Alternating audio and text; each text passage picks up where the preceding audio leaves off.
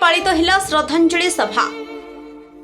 बड़ीछड़ा block अंतर्गत पत्रिजपुर grammar विशिष्ट व्यवसायी त्रिलोचन बेहरा द्वादश अवसर में आयोजित स्मृतिचारण सभा एक नियारा ढंग से पालित हो जाइछि। सभा प्रारंभ में प्रवचक मनोज प्रधान और साथी दारुदिया स्नान यात्रा अवसर में श्री जगन्नाथ कथामृत प्रवचन माध्यम उपस्थित लोक मन को जिणी नेथिला।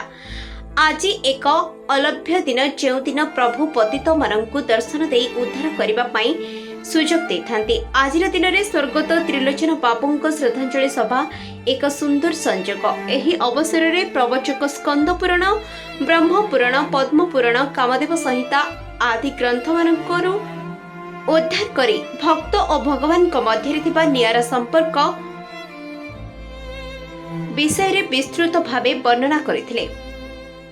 एही अवसर में पत्रिजपुर पंचायत समिति सभ्य कुलमणि बारिक संयोजन में जन्मेजय लेंका, ब्लॉक अध्यक्ष मिनती सेनापति, 4 नंगर सेवा समवाय समितिर सभापति प्रताप नायक, प्रताप सेनापति, प्रशांत नायक, चंद्रशेखर राउत, अरविंद सामल, संजय खुंटिया, प्रधान शिक्षक जयंत कुमार परिडा, प्राक्तन सरपंच बिलास चंद्र बारिक, पंडित ज्ञानेन्द्र त्रिपाठी, समाजसेवी गदाधर दास, जिओ कटक मुख्य उल्लास दंडपाट, विजय महांती, सांबादिक एकादशी सेठी, उत्कल केसरी सामल, प्रभास दास, आलोक प्रधान, प्रफुल्ल पंडा, रमेश दास, अनंत महारणा, शुभ्रजित सुभाष प्रमुख जोगदे महान आत्मा उद्देश्य श्रद्धांजलि अर्पण करथिले।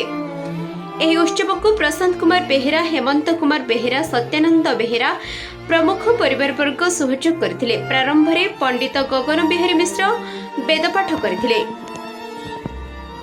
बालीचंद्रपुर एकादशी सेठी रिपोर्ट द न्यूज टुडे।